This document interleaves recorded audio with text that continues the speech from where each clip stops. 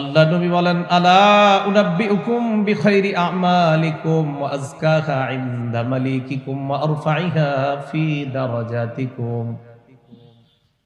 আল্লাহ নবী বললেন, আমি কি তোমাদেরকে এমন আমলের কথা বলবো না যে আমলটা সবচাইতে উত্তম আমল, যে আমলটা আল্লাহর কাছে অধিক পবিত্র, যে আমলটা তোমাদের মর্যাদা বাড়ায়। একই আমল, তিন উপকার। এক নাম্বার আমলটা শ্রেষ্ঠ, দুই নাম্বার আমলটা আল্লাহর কাছে অধিক পবিত্র, তিন নাম্বার আমলটা তোমাদের মর্যাদা বাড়ায় দেয়। ক্বালু বালা ইয়া রাসূলুল্লাহ, সাহাবারা বললেন, হুজুর এমন আমলই তো আমরা জানতে চাই। আল্লাহ নবী বললেন, জিক্রুল্লাহ, আল্লাহর জিকির যে যত বেশি করবে, এক নাম্বার এটা হলো শ্রেষ্ঠ আমল, দুই নাম্বার এই আমলটা আল্লাহর কাছে অধিক পবিত্র, তিন নাম্বার জিকিরের মাধ্যমে তোমাদের মর্যাদা, যত জিকির করবা তত বেশি তোমাদের মর্যাদা বেড়ে যায়। এক আমলে তিন উপকার।